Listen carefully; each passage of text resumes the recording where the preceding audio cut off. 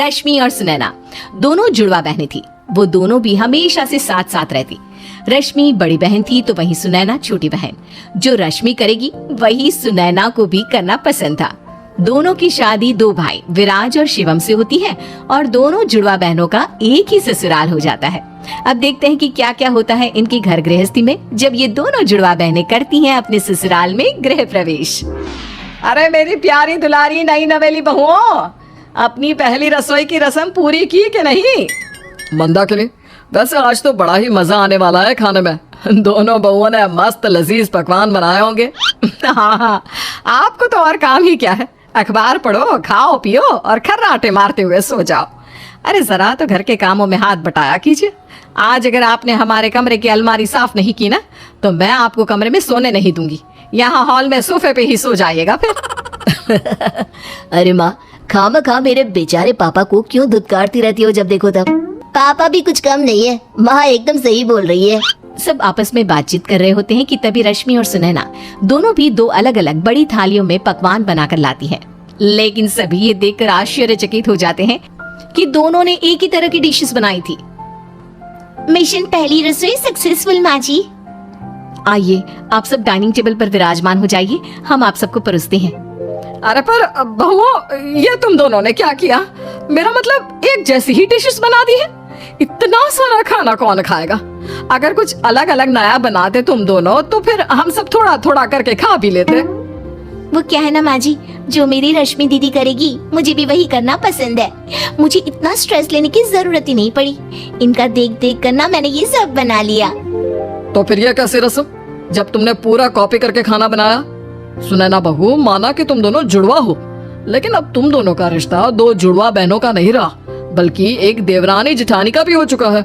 तो बेहतर यही होगा कि तुम दोनों अपना बहु धर्म भी सही से निभाओ। अगले दिन सास मंदाकिनी सुनैना को अपनी कुछ साड़ियाँ थमाती हुए कहती है, ये लो सुनैना बहू, ये मेरी कुछ साड़ियाँ हैं। बहुत समय से इन्हें पहना नहीं है, सोचा कि अब निकालते हैं और पहन भी लेते हैं। इन्हें ना बस एक बार धो लो, पूरी 4 साड़ियाँ हैं। तभी वहाँ पर रश्मि पर्स लिए जा रही होती है। भाई माँ जी, आती हूँ मैं। आए मैडम, रुको तो, कहाँ निकली सवारी है? हाँ रश्मि दीदी, आप कहाँ जा रही हैं? मैं मायके जा रही हूँ। वो हमारे मोहल्ले की बीना काकी के पोती की शादी है ना कल, इसलिए मेरी माँ, भाभी, दादी और मौसी को मेहंदी निकलवानी है अपने हाथों में। और मैं एक मेहंदी आर्टिस्ट भी रह चुकी हूँ ना, इसलिए उन सबके हाथों में मेहंदी निकाल कर जल्दी से वापस आती हूँ। अच्छा, ठीक है ठीक है। समधन जी और तेरे परिवार वालों को मेरा नमस्ते कहना। दीदी 1 मिनट रुकिए ना, मैं भी अपनी पर्स लेकर और लिपस्टिक लगा कर आती हूँ। मैं भी आपके साथ चलूंगी। अरे लेकिन सुनैना। आए चेन्नई एक्सप्रेस, तुझे कहीं जाने की कोई जरूरत नहीं है। मेरा काम निपटाओ। लड्डू पेड़े नहीं बट रहे तुम्हारे मायके में। रश्मि बहू तुरंत अपना काम खत्म करके लौट आएगी। नहीं, मुझे भी जाना है। जाना है मतलब जाना है, जाना है। प्लीज माँ जी, प्लीज प्लीज जाने दो। सुनैना बहुत जिद करती है और आखिरकार तंग आकर मंदाकिनी और रश्मि मान जाते हैं और सुनैना अपनी जुड़वा बहन रश्मि के साथ मायके जाती है। करम चली कहीं की, 2 दिन नहीं हुए आए, नाक में दम करके रख दिया है।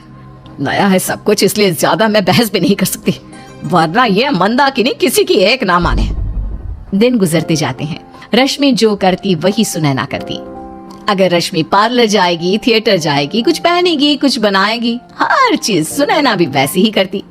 इस सब से मंदाकिनी बहुत परेशान हो जाती है। एक दिन मंदाकिनी अपनी दोनों बहुओं को खानदानी कंगन देते हुए कहती है, ये लो रश्मि बहू, सुनैना बहू, ये खानदानी कंगन है, मेरे विराज के रश्मि के लिए और शिवम की सुनैना के लिए। वाह, ये तो कितना सुंदर है माँ जी, थैंक यू सो मच। रश्मि के कंगन का डिजाइन देखकर सुनैना को भी वैसा ही कंगन चाहिए होता है और वो शुरू हो जाती है। रश्मि दीदी, मुझे भी आपके जैसा ही कंगन चाहिए, कितना सुंदर है ये। मैं आज ही शिवम जी से कहकर ऐसा बनवाऊंगी। मंदाकिनी फिर से गुस्सा हो जाती है और सर पर हाथ रख लेती है।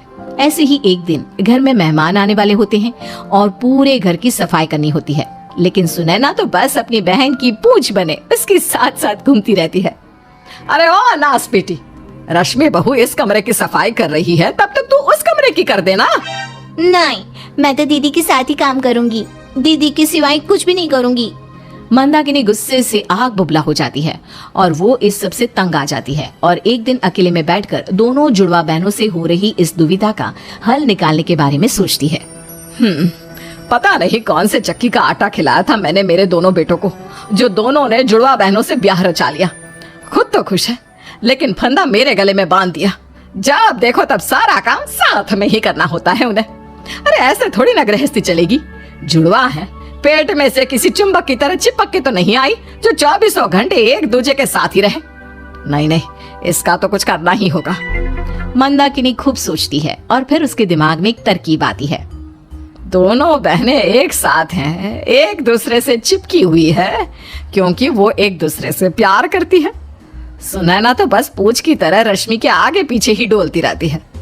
अगर मैंने इस प्यार को नफरत में बदल दिया तो फिर ये दोनों देवरानी जेठानी के किरदार में आ जाएगी।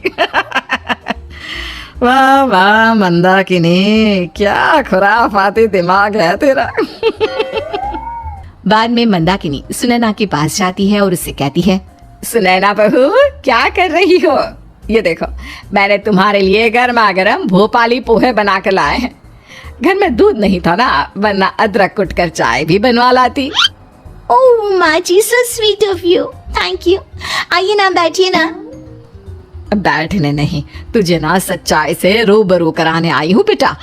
सच्चाई? कैसी सच्चाई? कल मैंने रश्मि बहू को अपनी सहेली से फोन पे बात करते हुए सुना। वो अपनी सहेली को कह रही थी कि वो तुझसे, यानी कि अपनी छोटी जुड़वा बहन सुनैना से पूरी तरह तंग आ चुकी है और वो तुझसे बहुत इरिटेट होने लगी है। तू जिस तरह उससे लिपटती चिपटती है ना, उसे वो सब नहीं पसंद। अरे वो बहुत बहुत बहुत परेशान है बिटिया। ये सब सुनकर सुनैना काफी उदास हो जाती है। हाँ क्या? ऐसा कहा उन्होंने? ठीक है, अगर ऐसा ही है तो मैं उनसे अब ज्यादा नहीं लिपटूंगी चिपटूंगी और उन्हें भी उनकी जिंदगी जीने दूंगी चैन से। हाँ सुनैना बहू, बस तू ये बात ना रश्मि बहू को जाकर बताना मत, ठीक है? वो क्या है ना, वो कहीं बुरा मान गई तो है। मैं समझ सकती हूँ माँ जी। सुनैना अब रश्मि से दूर दूर रहने लगती है। वो सारे काम अलग करती, दोनों बहनें आपस में बातें करते, लेकिन इतनी भी नहीं। रश्मि को ये बात खाए जाती है। माँ जी, पिछले कुछ दिनों से सुनैना के हाव भाव में कितना बदलाव आ गया है ना। वो अकेली अकेली गुमसुम सी रहती है। शायद समझ गई होगी कि तुझसे दूर रहकर ही उसकी भलाई है। अब तू तो बहन होने के नाते सब सह लेती थी, लेकिन अंदर ही अंदर तुझे भी उसका, तेरे बार बार पास आना, मक्खी की तरह मंडराना अच्छा तो नहीं लगता होगा, है ना? लेकिन माँ जी, कितना भी बोल लो, वो है तो मेरी बहन ही ना। मुझसे उसकी ये खामोशी बर्दाश्त नहीं हो रही। मैं उसे फिर से खुश देखना चाहती हूँ। हाँ, परसों हम दोनों का जन्मदिन है, मैं उसे उसका फेवरेट गिफ्ट दूंगी। जन्मदिन के अवसर पर रश्मि सुनैना को एक लड्डू का बॉक्स देती है। Happy birthday to us Sunaina. Happy birthday दीदी। ये तो हमारे बचपन में चौक पे मिलने वाला लड्डू है ना? Wow, thank you so much दीदी। ये आज तक का सबसे बेस्ट गिफ्ट है। मैंने कितने सालों तक इन लड्डुओं को ढूंढने की कोशिश की, लेकिन ये कमबख्त मुझे मिले ही नहीं। क्योंकि तूने उन्हें गलत जगह ढूंढा। आई एम सॉरी बच्चा, तू आजकल बड़ी उदासी है। नहीं दीदी, अब मैं जान गई हूँ कि मैं कितनी बड़ी पागल थी जो आपका पीछा ही नहीं छोड़ती थी। किसी पर डिपेंडेंट होने की जगह खुद इंडिपेंडेंट रहने में ही लाइफ का असली मजा है। आई लव यू दीदी। मैं बहुत खुश हूँ कि तू फाइनली मैच्योर हो गई। लव यू टू मेरी शुनू। दोनों जुड़वा बहनें एक दूसरे के गले लगती हैं। मैंने तो सोचा था कि मेरी बुरी चाल का परिणाम बुरा ही होगा, लेकिन यहाँ तो क्लाइमेक्स कुछ और ही हुआ। अच्छा है, सुनैना बहू सुधर भी गई और दोनों बहनों में कोई मनमुटाव या कहासुनी भी नहीं हुई। बस ऐसे ही भगवान खुश रखे इन दोनों जुड़वा बहनों को। और फिर इसके बाद दोनों जुड़वा बहनें अपने ससुराल में एक साथ खुशी से रहने लगती हैं।